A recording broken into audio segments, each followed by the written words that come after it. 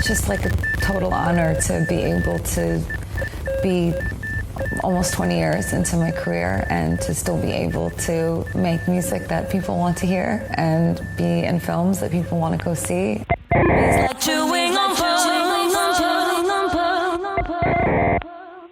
Hey, Patrick. Hey, Tom. I'm Tom. And I'm Patrick. And this is Chewing on Pearls, the show where we dissect and decipher Lady Gaga's chameleonic career and its impact, one pearl at a time. Hey. Hey. So we're back. We are back. I love saying we're back every episode. I'm going to say, Yeah. So we're back. It's been such an eventful week in the Lady Gaga fandom, if you want to call it that. We've been, again, just blowing each other's phones up so much, I feel.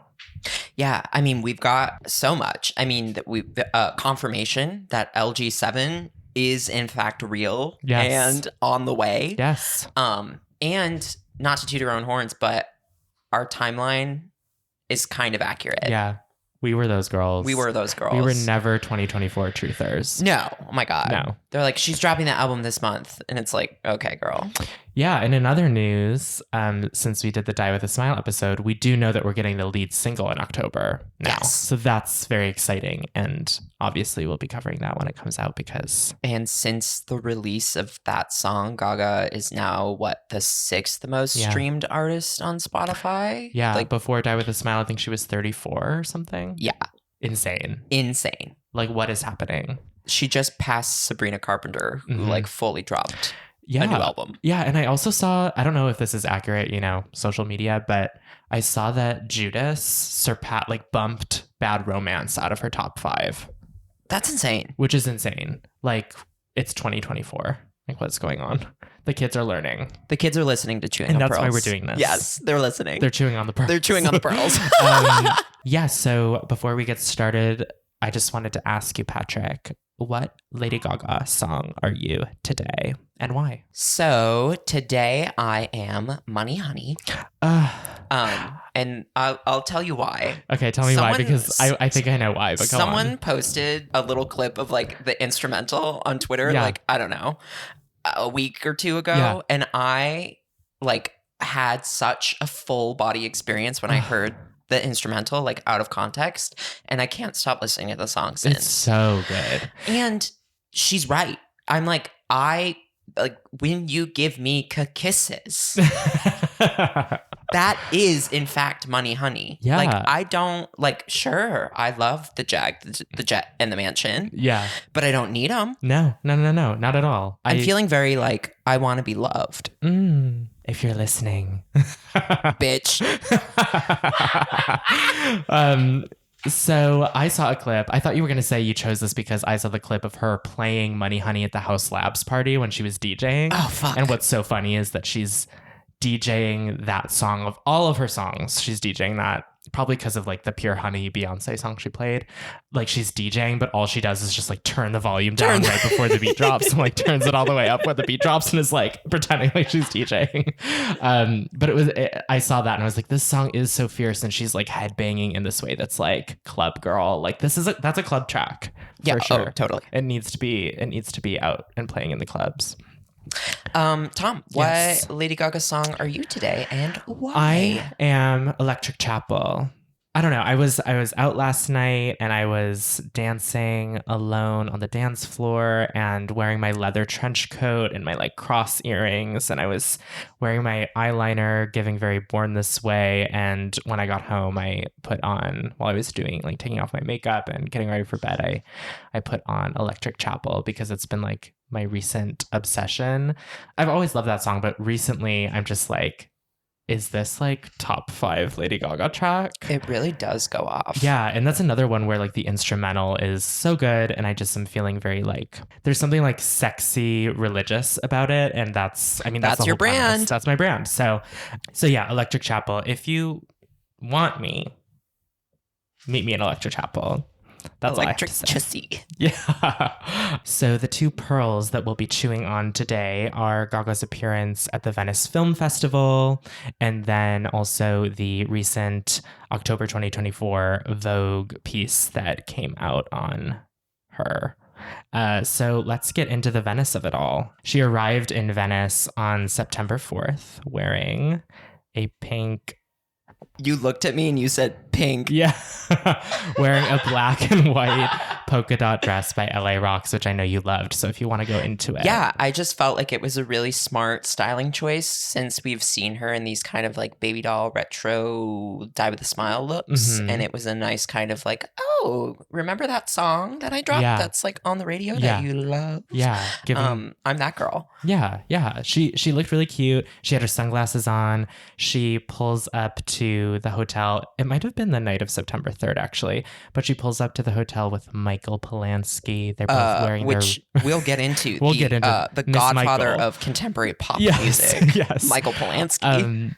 And they're both wearing their sunglasses, and they get up on the little like hotel like lobby entrance, and they're just like kissing for all the paparazzi, and she's got her, hand with the engagement ring perfectly placed on his chest so all can see, even though we've clocked it in the past. So I thought that was interesting. It was shocking to see him so visible. Yes. And it was giving very Elizabeth Taylor, which is funny. We'll get into it. Yeah. Because the Vogue of it all. Yeah. But yeah, I was like, oh, she's in her like starlet bag. Yes. Yes. Which we love to see her step into. She is a starlet, and obviously at the Venice Film Festival, we've seen her there before, and she had her like debut in the film world there. Rolling up on the fucking water taxi, like with legs off the side, very, very glamorous. This did feel much more assured and like a quiet confidence. And I would say that it was kind of the vibe of her entire time at the fest. Yeah, she didn't seem to be performing as the much. The wardrobe too, all the Dior looks, the black, which we've kind of talked about this in the past, the LG7 all black pre-era situation. It feels like a nice way to both keep that conversation going, but also just like appear as actor, like actor in black with beret, freshly dyed hair, freshly bleached brows. Like she just looked very like clean and like a canvas, which we'll get into more in our next episode. Yeah, so then the next day she did the press conference wearing a little Dior dress and the beret, the fucking beret, which was so funny because you texted me and you were like, it's giving Joni Mitchell drag. Yeah, no, that's like all I saw when I saw her. I was like, oh, okay, Joni Mitchell's here. Yeah. And you're the only person who like had that take. Like, I have not seen anybody else. That's my brand of faggotry. Yes, exactly. The intersection of Joni Mitchell and Lady Gaga. Joni, if you're listening. Hey, girl. I love your hat. Yeah, I love your hat, your iconic hat. And then she was wearing these like Louboutins that, the daffodil pumps that she wore very frequently during the Born This Way era, which some fans felt was a nod. Well, it definitely was a nod to the past because we know she communicates with her fashion, but also perhaps a hint for the future. What will LG7 sound like? Is it going to be giving Born This Way energy? Like pulling these shoes out of the archive was something, I think. And then in the interview, she sat there with Todd Phillips and Joaquin Phoenix and was kind of, not to use this very viral phrase, but she was quite demure. I don't feel like she was taking up a lot of space or doing... She wasn't canned in her responses in a way that felt very... I mean, we've seen her do... It's kind of like a running joke now. It's like, oh God, here she goes when she's doing press for like movies. Yeah. But it seems like she's more assured and found her footing in a way where she doesn't have to like prove or remind people that she's an actress. I also, to be a little controversial. Please do. I didn't necessarily care for the way that Joaquin was like speaking to and about her, at her on the panel. And she's like a real class act. So I don't know what their personal or professional relationship is like, but I do know that he is also someone who has had moments of intrigue in the public. Loony, yeah. But yeah, I feel like she showed up to Venice and was like, I refuse to seem crazier than him. Yeah. It was kind of like she was a little bit more grounded. And I don't know. I just like, as like just someone who has sensitivity to like weight and body stuff, like the whole conversation about like method acting and losing weight, gaining weight, whatever, that's a whole nother but especially when it relates to women. Yeah. And just like the fact that he felt like he needed to be like, oh, well, you lost a lot of weight too. You showed up and were like 20 pounds thinner. Yeah. A month later, you were so small. She's like, thank you. She was like, thanks anyway. Yeah. I was like, okay, fuck off. Yeah. And I mean, I think a lot of people were kind of surprised by the way she showed up in that conversation, just kind of speaking in what feels like the voice she uses at home. And it kind of relates to how she showed up at her Chromatica Ball film premiere too. Yeah, assured, but also not necessarily trying to convince anyone of anything. Yeah. One more criticism from the press conference. I saw a take online and I forget who tweeted it, but shout out to this person who like reposted a clip of her talking about how the movie isn't a musical. It's not traditional musical, but then like goes on to describe what a musical is and does. Yeah. She's like, like we use music to communicate when the dialogue and the acting just isn't enough. And it's like, isn't that what a musical is? Yeah. But the take was like, it's kind of a bummer to see her up there with like a bunch of boys trying to convince a bunch of other boys who don't like musicals to go see a movie about boy things stuff. And like kind of shitting on like the musical theater drama of it all.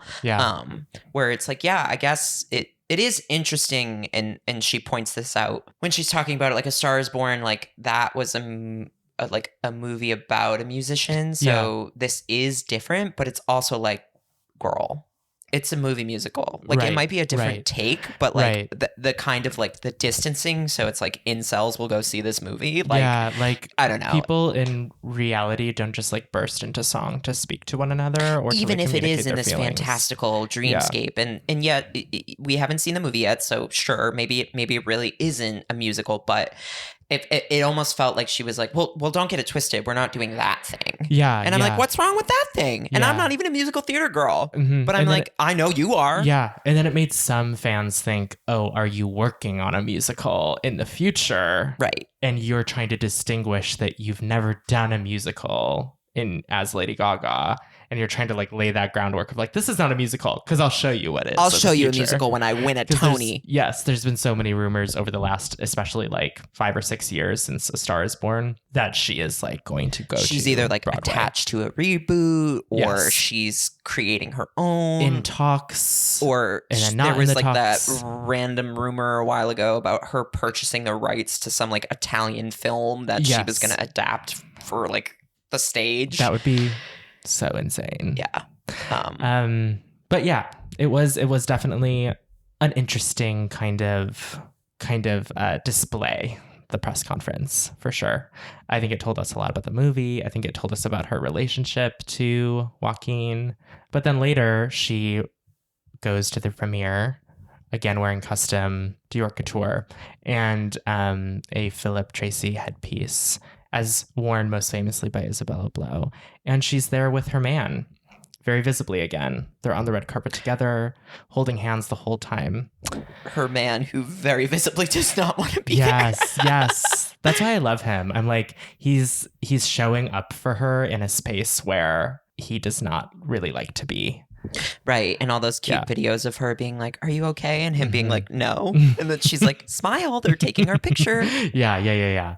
And she did look absolutely gorgeous. Yeah. I mean, the beauty, the styling, the hair, everything is romantic. I do feel like it was the perfect blend of Lady and Gaga in that setting, where we're getting that kind of like old Hollywood to an extent, but there's like this element of edge and of the avant-garde. And I was just so excited because when I saw her like on the boat going, I was like, she looks amazing. But then once we saw her on the carpet with the headpiece, I was like, there we go. Yes. And I don't know if you're following us on Instagram, but I posted receipts that Tom called masks for Joker promo.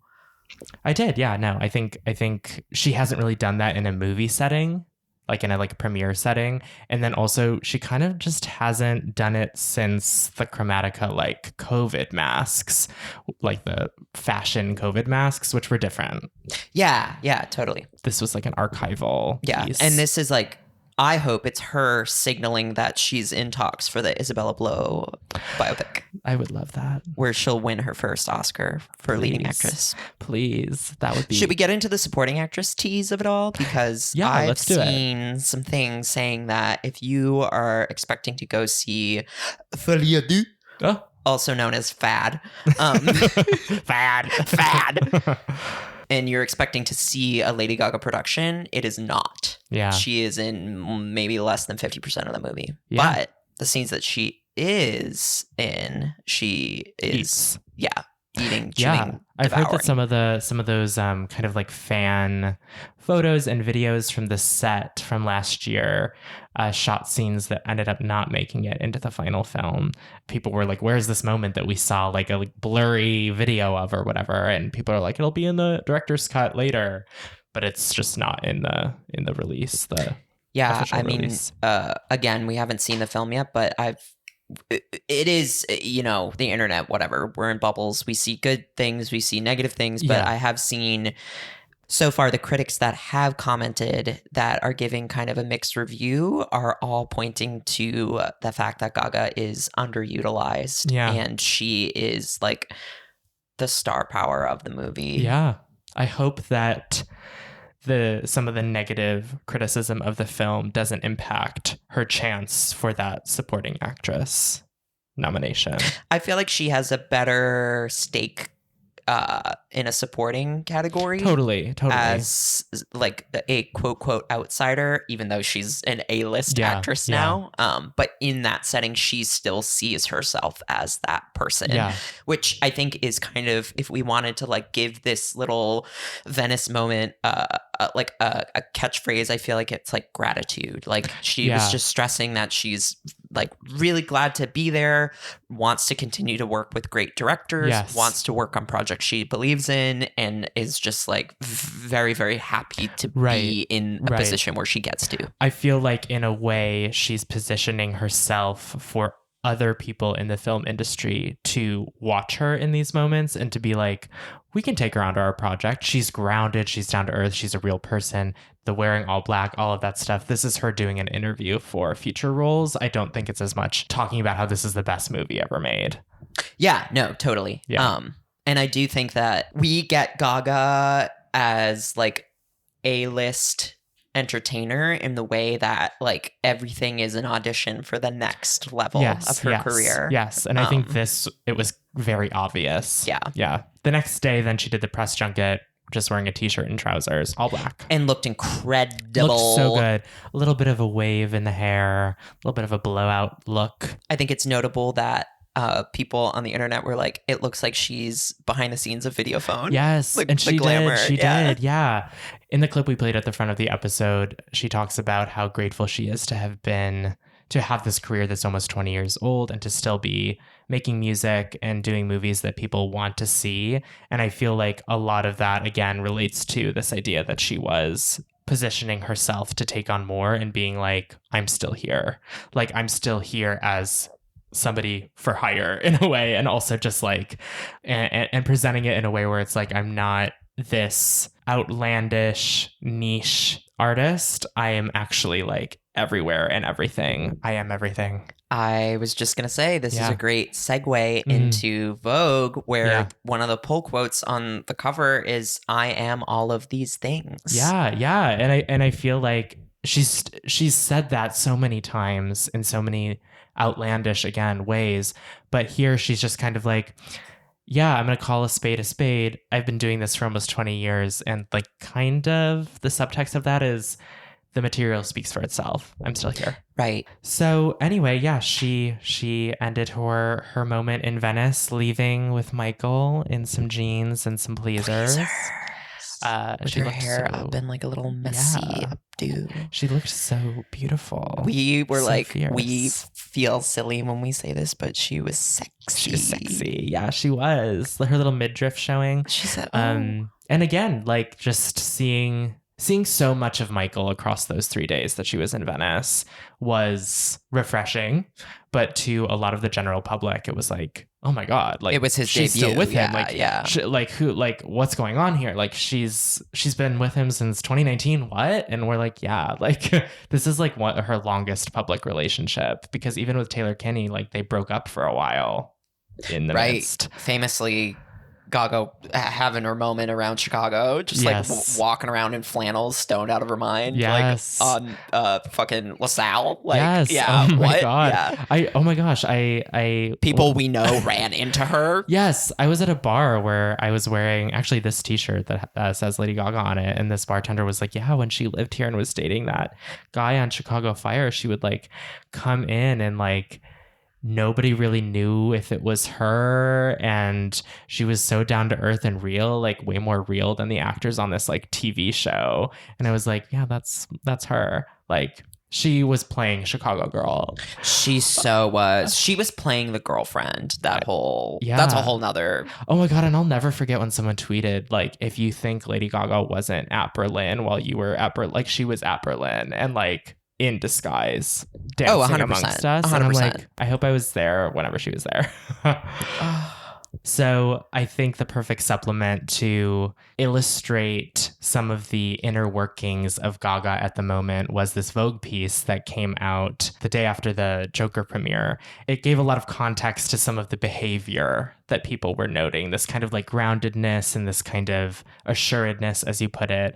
The piece really like went into, you know, her relationship to artifice and to like just being famous. So I think we should get into it.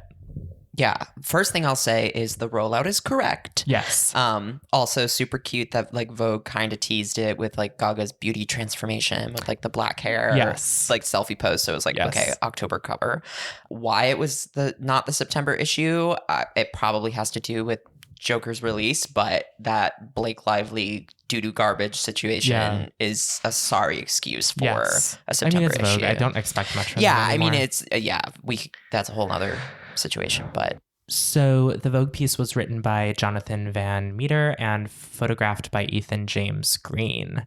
Patrick, why don't you tell us about the imagery for the shoot before we get into the piece itself? Yeah, I mean, the shoot is definitely inspired by Folie Deux. It's a Vogue spread, so obviously there's garments that need to be worn because of collections and seasons and all of that. But I thought the picks were really smart.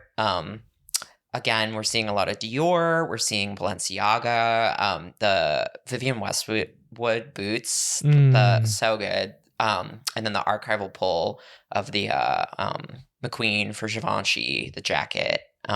There was something about these images we were sending back and forth to each other. We were like, it's 2010 again. Just seeing her in this kind of like, I don't know. Vogue gets a lot of flack for set design where it's like, oh, great, another black, beige, gray backdrop or whatever. But it's like when you have someone like Gaga, it's like, you don't need a set. And like, it made me think of like a lot of her early like Vanity Fair or Elle or whatever, where it's like, she's just like up against a wall. But again, I think there's something to be said about her ability to like, yes, it's a Vogue spread, but it's also like, well, this is part of like Lee and me as both actor, muse, but also canvas. Yes. And like channeling what she took from the role and the experience through like a fashion lens. Yeah, like we definitely, I mean, first of all, the beauty for the majority of the shots is pretty minimal, except for like maybe a little graphic accent on the eye. And then we really get makeup for the kind of like Joker inspired look with the Argyle sweater and like the blue fur coat and the little Mary the Night wig and the single tear and the yellow eyeshadow. Like that's clearly like clown inspired. But then, we get her in like very minimal makeup with like the head wrap on. And I do think that there are like three, like you're kind of getting at. We get this like Joker inspired look. We get Gaga as Canvas in a blazer and like a headscarf. And then we get like Lady Gaga, the pop icon. Yes, the muse in the Margiela couture. And the Margiela, yes. And just like the hair and the headpiece, it's all very like the one dark brow situation. Yes. So good. So it's like a graphic line over her eye, and it's like it almost looks like a backwards eyebrow under her eyebrow or something. Yes, like they used a stencil for an eyebrow fill in or something. Yeah. Shout out to Sarah. Fan of the pod. Fan of the pod. Liked our comment. But yeah, I do think that like they so perfectly executed visually without like not even speaking about the piece yet. Her as actress, method actress, her as a human artist person, and then her as pop star to the world. And I think that's why it spoke to a lot of people, is because everybody chose an image from that spread and was like, this is my Gaga. I don't know. And she said, I am all of these things. Yes, shapeshifter. So let's break this article down into a few different pieces. I think the main piece is this writer, Jonathan Van Meter's relationship to Gaga over the years, the way that he presents it and the way that he kind of dissects her persona over the years. Yeah, I'm going to read a quote that stood out to me. This is after he kind of describes a few different times meeting her in different outfits and the way that she kind of behaves differently via the garment that she's wearing and the character that she's playing. He writes, on another occasion, in another astounding frock, hair in a Bride of Frankenstein updo, she had on shoes that made her feet look like they were screwed on backward and brought her up to nearly my height. To be clear, Gaga is tiny, but when I was still getting to know her, she was acting like a woman who is 6 feet tall. To wit, she languidly draped her hand in mine so that I could examine her elaborately bejeweled dragon ring. I'm going through an Elizabeth Taylor moment, she said. Don't judge me. I love that moment in the piece because I can hear her saying that in her early 2010s voice. And it's like, we are so familiar with this woman that he is presenting to us in all these iterations, all these different times he's met her and the different ways that she's behaved around him and has like put on some kind of airs to show up to the interview in. And it's all familiar to us, even though he's telling us about these personal encounters with her. It's like, we know that girl really well. The culture knows that girl really well. And yet this piece, I think, tries to, not in a nasty way, break a lot of that down in a way that's like, that's all real and like part of her being an artist, but also that's not like the person. Like there's like a person there that is like putting that on. Yeah. I also think too, like, and we've talked about this privately many times, that, Gaga was kind of held to such a high standard at the beginning of her career. She was so young. Yeah. So young. But she was so articulate and intense that people took her seriously and held her to like a higher standard of maturity. Yeah. So, when Gaga had like uncouth moments or whatever, I almost feel like there was like she was scrutinized even more because people were like, well, she can't be acting that way. Like she's always presented herself, like he said, like at the time she was 6 feet tall and like she had this domineering kind of presence that people attribute to like age, because of wisdom, because of learned experience, because of that kind of energy that she was projecting. She's saying, I'm in my Elizabeth Taylor era. It's like, that was what, probably like 2011? Like, how old was she then? Like, I don't know. That's where I'm like, she's a drag queen. Like, these kind of references and like, and that Elizabeth Taylor of it all. Meanwhile, she's like at Venice showing off her engagement ring with her Yes. third fiance. Like it's That's just why like it's so full circle. Yeah, and I think that she was early on in her career, the shape-shifting, the like wearing different hats, faking it until you make it. Like there were artists before her who were shapeshifters, but they wouldn't like sit down in an interview setting and like let that new iteration of themselves so influence the way that they communicated.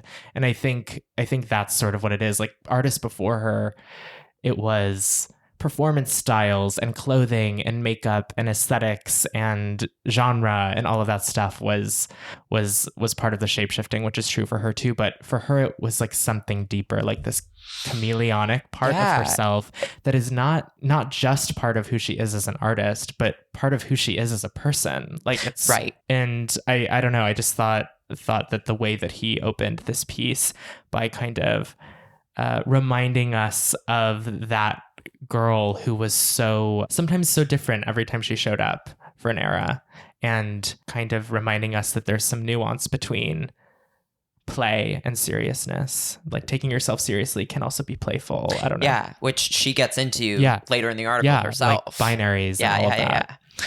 So further on this kind of topic, there's another quote that I pulled from the piece that I'm going to read. It's a little longer.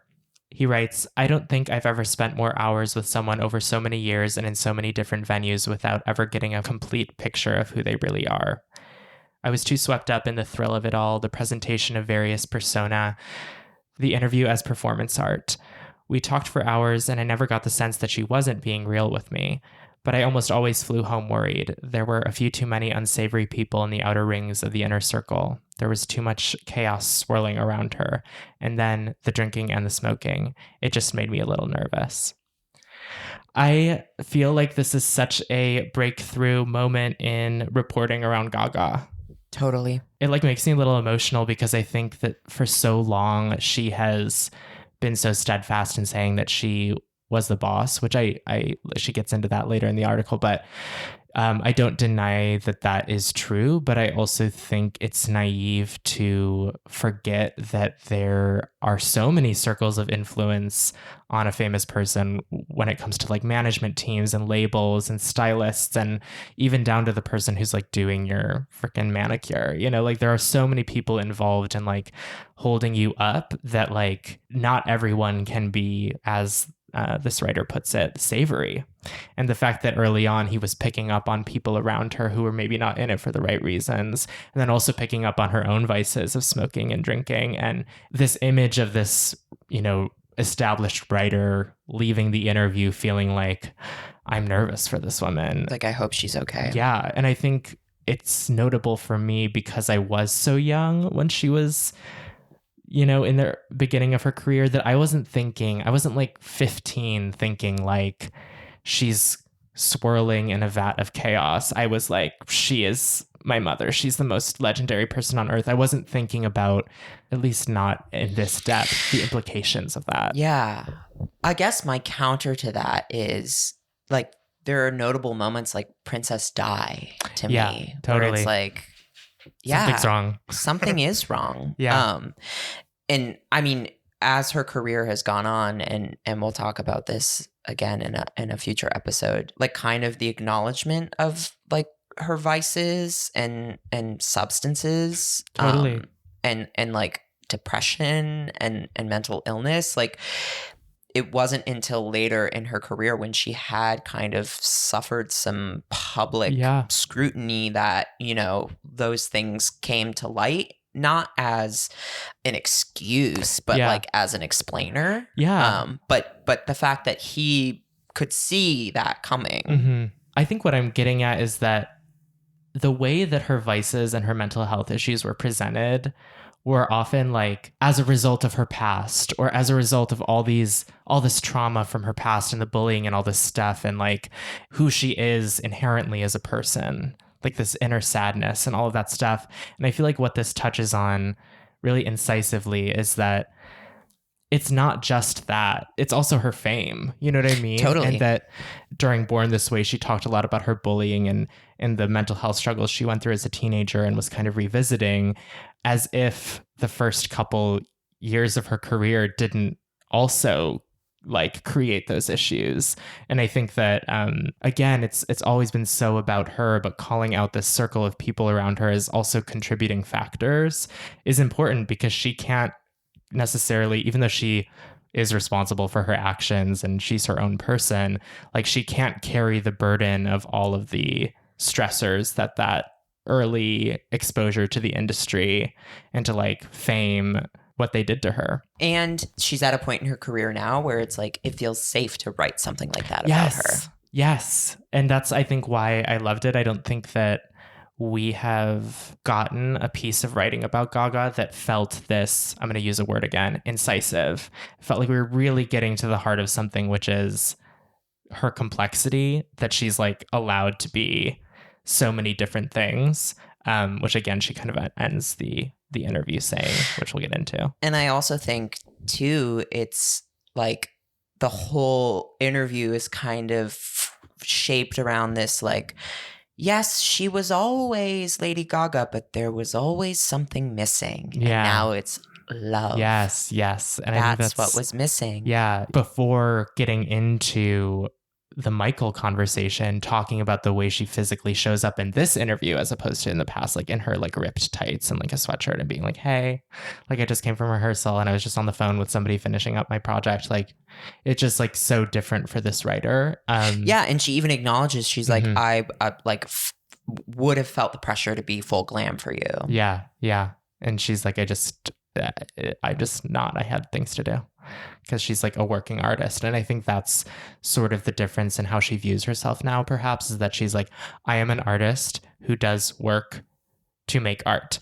She acknowledges that she's an icon, but like the icon status is less equal maybe to her as the artist status. Like she's in a place now where she's like, being an artist, whether I'm famous or not, is more important than the fame, which I think we've always kind of known that she was there, like, but this is just such a mature iteration of that. Mature iteration, and it's like finally the general public can like buy it, you know? It's like there was conversation about like Lady Gaga and sneakers, like the first couple times. It's like, yes, not only is it not sustainable to like be in full glam, she broke her fucking hip. Yeah, hello. So it's like the medical advice was like, girl, you can't be in these shoes every day. And now it's in a place where it's like, it doesn't really matter what she's wearing, because she still has that same intense presence and like star power. And I feel like people have finally gotten over the like, it's not like, oh, what is she gonna do to shock and awe? It's like, oh, I hope she pulls something. Yes. I think it kind of speaks again to the merging of these, like, if we want to call these two different personas, like the Lady and the Gaga of it all. Like in the early part of her career, if we want to like zoom out and like break her career up, not into like album cycle eras, just like larger chunks of time. Like in the beginning, she was showing us what and who Gaga is. And then for many years, her and her team were convincing us of her musicianship, her talent as a performer, her ability to act. And now perhaps the culture is ready to accept her as both of those things. I am all of these things. Yes, exactly. Keep bringing it back. So yeah, to get into the true love of it all, Michael was a huge topic in this piece. The cute couple photos, and it's like photo provided by Lady Gaga. I know. Photographer credit. Literally. Former head of Polaroid. Yeah. Cut to the Kanye West clip of what him. The fuck does Gaga know about cameras? Yeah, so good. I want to put on the record, and you can attest to this, I've always known Michael as the one. Period. He gives me really good vibes. I've never... And now we know it's the Cynthia of it all. Yes. So get into that. Yeah. So Gaga's mom, Cynthia Germanata, who we have met, mind you. Yes. At Joanne Trattoria in New York City. We have to get into that story. Yeah, we walked in and saw her, like, locked eyes with her through the mirror on the back bar. And she just, like, kind of let out this little, like, oh, God, here we go. And, like, turned around and was like, hi. And we were like, oh, my God. She like, said, I'll tell Stephanie you said hi. And we were like, both of your daughters. Yes. Tell them both. Like, they'll love that. They'll love that. Yeah. They'll be so happy I met you. Yeah. She's incredible. She's incredible. Yeah. Her dad was Joe was there. Whatever. Yeah, whatever. He's fine. Whatever. She was as platinum blonde as ever. And it's so good to know that Michael met her mother before he met Gaga, because I'm like, a mother knows best. I love the idea of Gaga going to this party and being like, where is Michael Me Polanski? too. So that was a big part of it, was that they went to this, like, what's his name? Sean Parker Parker party, and her mom was like, this guy that I met that I think will be your husband is going to be there.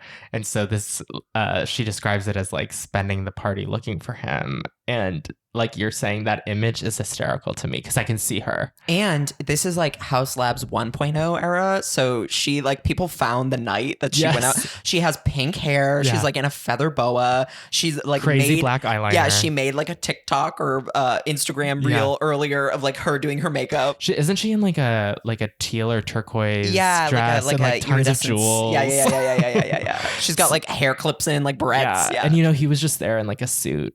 And he says probably like a little terrified. Yeah. He's like, Lady Gaga is looking for me. Yeah. Like multiple people have told me that she is on the hunt. What does she want? And also, I don't know, we're Cynthia fans in this house, but like, I just really trust Cynthia. I trust her with my whole heart. She knows her daughter well. And I'm so glad, like, they've been together for so long. I'm going to read the quote about the real love. Van Meter writes, "It's as if she has been steadied, fixed in place, trued in the carpentry sense, level. You seem different, I say. I hope that's good," she says, cocking a bleached eyebrow. "So what's changed? The missing piece in my life was having real love," she says. And this is huge. We worship this woman. And I've like followed her like relationship to love. She talks about love. She sings about love. But there's something about her saying it so directly here that I'm like, this is different. And that it's identifiable. Yes. That this person who has profiled her for many years, I mean, they're not besties, but he has seen her in multiple iterations.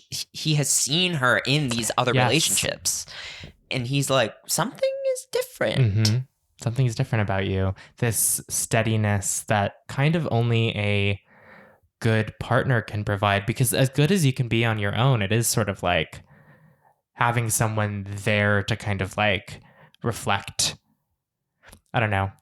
Gaga has been a mirror to us and her fans for so long. We look at her and we see ourselves, and maybe she never had that mirror. And I feel like Michael is her mirror. Yeah, there's that like quote that I'm just paraphrasing where she's like, it doesn't matter if I'm in front of like 85,000 people performing or if I'm like singing to our dogs. Like, Michael sees me as all of these things at one time, because he can see that I am that person. Again, not to like psychoanalyze her past relationships, but Lady Gaga definitely was very present in the relationships. This feels like maybe because they got to know each other and fell in love during the pandemic of it all, and she was so removed from the immediacy of her stardom. Yeah. It gave her an opportunity to like really like establish a strong foundation with a person just based off of who she is. Yeah, and that foundation is what has allowed her to integrate who she is with the public persona. Like, it seems like it's not just that he can see her as all of those things at once, but that she can see herself as all of those things at once and be all of those things at once without the pressure of like giving one piece of herself the spotlight. I do love that she said, he's not with me for any other reason than that we are right for each other. And that is huge for her to say, I think. To acknowledge. Well, that has been our criticism of some of her past relationships. Yes. Like them being intimidated by her fame.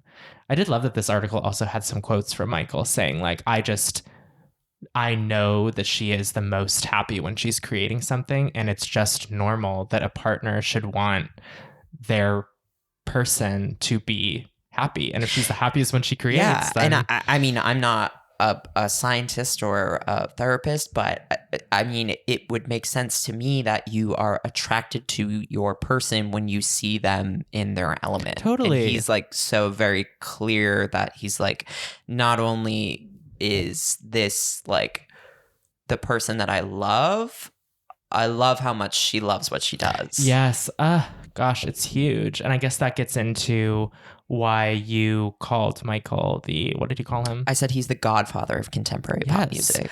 Because according to Miss Lady Gaga, he went to like every Chromatica Ball show or a bunch of them and was like, you're so happy when you're making pop music. So I think you need to keep making pop music. And she was like, okay. And LG7 is a pop record, according to her, because of him. So now the internet's blowing up and being like, Michael Polanski, thank you. You are like so important to pop history. I also think it's notable that the Chromatica Ball tour is kind of highlighted in this article as like the restart or like the revving of the engine. And like, it was so clear, like we were there in person, and like, she has always been a captivating and electrifying performer, but that concert in particular was such a well-oiled machine that it was like, holy smokes. Yeah. Like, it was a pure display of talent. Yes. Artistry, talent, everything. It was just like, oh God. And I hope that, like we've said, has kind of started the LG7 of it all. Like that time, that period, like the generation. I'm just so excited to hear what has come out of that. She did say in this piece also that when she was making Chromatica, it was such a dark time for her. And that's also when she met Michael. And he said like, there was such a difference seeing her create then versus now. And now it's just like such a fulfilling thing for her. And I don't think it's like her shitting on her past project to be like, I was so depressed when I was making that. But for her to say like, my next project kind of speaks about that time from like the happy side. I think that'll be really interesting to hear, like, and it kind of like speaks to the duality of Lady Gaga, where when she has a bright and colorful kind of aesthetic, she's actually going through it, and when she's like kind of vaguely goth, it's like she's happy. Yeah, totally. So like people have been joking about LG7 being monochromatica, but like maybe we are kind of getting the like second half of the story there. Yeah, it is notable. We didn't talk about it, but the Yohei Yamamoto, the black and white look. Oh yeah. That it's like, ooh, dual album. Yeah. Oh, black and white. Please. Lady Gaga. Yeah. So I guess that's the other like huge, fan takeaway is that they announced that the album would come in February 2025. Yeah. So exciting. And also revealed that she is working on this like recording. Record in the recording studio, working on this other like side project, special side project. Like, what is that? So people are like, are we getting a visual album? Are we getting a double album? Are we getting like a Halloween EP and then an album? Like, what's happening? Is she doing the fucking Wednesday Addams season 2? Please, no. God help us. A collabs album is something we talked about. That would be really cool. And then she ended up playing Die With a Smile for The Writer, which we talked about that. And she was like, the world needs this song. Yeah. And you know what? She was right. She was right. The world needs to like dance in circles, slow motion too. It feels good to be lonely. Yeah. And then played him a song from LG7, which he used the following words to describe: unsettling, buoyant, intense, ominous, old school Gaga banger. The key word for me is intense, because she has spoken so much since the Chromatica Ball tour about the art of intensity. Yeah. And like that, finding that balance of like, how can you be intense all the time, but like not burn out? Push yourself to the edge. Mm-hmm. Yeah. Which I think is just ties into this whole, I think we're going to look back on this time and be connecting a lot of dots from the pre-Chromatica era to like the LG7 album. There's going to be a lot of like dot connecting, I guess. And I think she's so assured because she knows she's about to fucking eat. Yeah. And even just like it's this quiet confidence. Yes. Her just saying, I want my fans to know that I'm happy and I'm healthy and I'm in love. I'm like, that's all I need to know. 100%. Like, and we know happy, healthy, and love, the music is gonna fucking tear. Yes. But then again, do we know what the music sounds like when she's happy, healthy, and in love? Clock that T. I don't know if she's had all three of those things at once. I hope it doesn't sound like Joanne. She definitely wasn't happy, healthy. No, oh my God, yeah. That's the thing. Like, has she ever had all three of those things when recording an album? I don't think. Methinks not. It's lullabies. She announces her pregnancy in February. Ominous lullaby, yeah. A couple other things in the interview. She calls out Charlie, Chappell, and Billie as people that she's listening to. She calls out Taylor Swift and Kesha as people that she's proud of. Yes. And it just kind of is reassuring. I remember. And she gets emotional. Yes. She's like, I just am like, go. Yeah. Yes, do it. And the writer describes her having tears in her eyes when she's saying talking that. about these girls. These women. Yeah, women. And I love that back in the day she used to say, when I make music, I don't listen to music. I like turn off the radio. I don't even know what's going on. And now she's like bumping that. Yeah, which like again was like playing with artifice because like, girl, that's not true. Like musicians listen to music, and knowing that like she's keeping an eye on some of these other women who are for the most part pushing boundaries and like contributing to the genre of pop with some interesting and different songwriting. And I think for me, her immediately calling out Chappell, Charlie, and Billie is really telling because she knows that the girls, the girls being the gays, they attach those artists to her. Yes, and I think it's like Billie for the songwriting, Charlie for like, I don't know, the dance electronic of it all. I think the fearlessness. Yes. And Chappell for that like performance aspect, the storytelling. So, I mean, even though Charlie isn't necessarily her contemporary, but isn't necessarily in like the Billie and Chappell generation, the three of them are industry daughters. They could both be having babies sooner than we thought. I think about it all the time. I saw a fan edit, like a fan cam that was Gaga and Michael in Venice set to. I think about it all the time. God, these fans are crazy. Baby Gaga 2025. Yeah, the writer did mention, she did not say anything about it. She referred to her and Michael as a family, which I think is sweet. Planning. Yeah. And their creative output as a couple. Yeah, I'm like, which baby? is a vaguely like scary thing to think about. Like, I'm like, what is this billionaire philanthropist and you like what are you guys working? What are you gonna do? Yeah, interesting stuff. They talk about Joker and just how briefly. Yeah, very briefly, just about how like that. And that's kind of the tea where it's like I like Joker, I'm sure, you know, again, we haven't seen it. We will. I'm like, I'm glad that she's in it, and I'm glad that it like what it's doing for her in like just like a general pop cultural sense. But like, I also like don't think she needs. Yeah, I think her team is using Joker as a vehicle, which is smart. And so the article ends with a quote from her where she says, "Quote." I feel like the world, to a fault, operates in these binaries. You're either real or you're fake. You're authentic or you're shallow.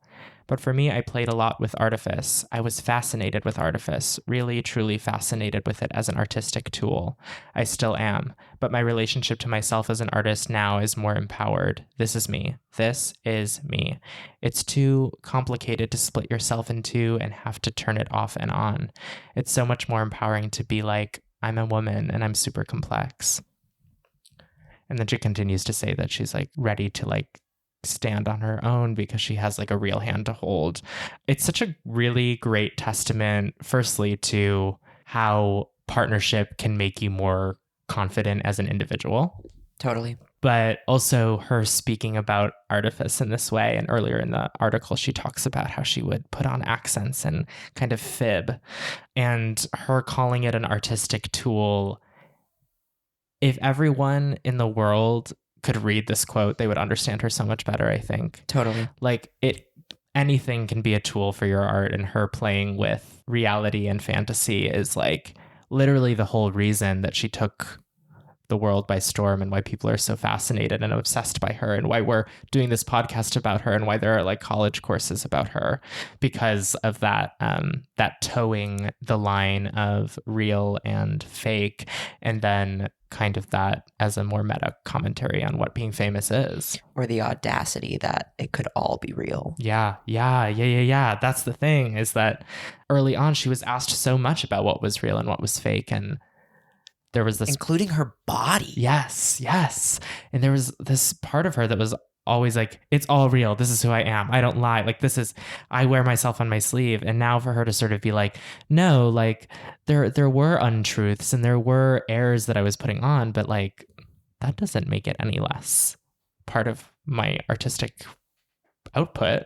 Like, totally. Like, why is like realness so required? It's not like she was telling us she was, born in Texas or something. Like, right, there was never right. any pointless lying, but perhaps just elaboration on truth. And that's what, like, I think why queer people in particular identify with her so much is like the need to create an alternate reality in order to exist in present conditions that are less than ideal. And straight people go through that too in their own way. Yeah, go off. Yeah, and that is why people worship her, the escapism. And now she doesn't have to run from herself. And it'll be interesting to hear LG7 as it relates to this understanding of artifice as an artistic tool. She even said that in the recording studio is where she kind of like lets everything out. And so then when she plays the music back, she can like hear her demons speaking to her. Yeah. She was like, those are the demons, the music. Yeah. The music is the demon. Yeah. Like it's the necessary evil. Yeah. Like if it's going to be exorcised from her, it has to be put somewhere, and she puts it in the music. And I'm excited to hear that. It's like, is LG7 going to be, people are like, she's so happy, she's so healthy, all the songs are going to be happy. Maybe, but like, is it more that she's so happy now and she just had to put that demon somewhere? You know what I mean? Like, yeah, like that's what we're going to hear perhaps is the piece of herself that she's letting go. Or the art of crafting it is what's making her happy, not necessarily the content. Yeah, I guess to wrap up, I mean, there's so much in this Vogue piece that we could get into. You really should read it if you haven't. Yeah. You really should. It really, I like recommended it to my coworkers. I'm like, even if you don't like care about her, it's like... It's a great piece of journalism too. It really like, is. And I think for people who have been following her for her whole career, like you and I, again, it just felt like the beginning of a new phase of understanding Gaga as a culture and also as fans. Like I've said, I think zooming out, I think we're on the precipice of like a new iteration of her as an artist, and I'm really excited to see what comes. And I think we're going to be very excited and surprised in the next couple of years by what she does. I agree. Well, if you made it this far, yeah, I guess you're a little monster. We've got some news. Yeah. You might want to sit down for this one. Your paws are up. Your paws are up. Your paws are showing. If you're listening to this, your paws are up. But yeah, thanks for tuning in, and we'll see you next time. Bye. Bye. I'm everything. I am the whole universe. He's like chewing on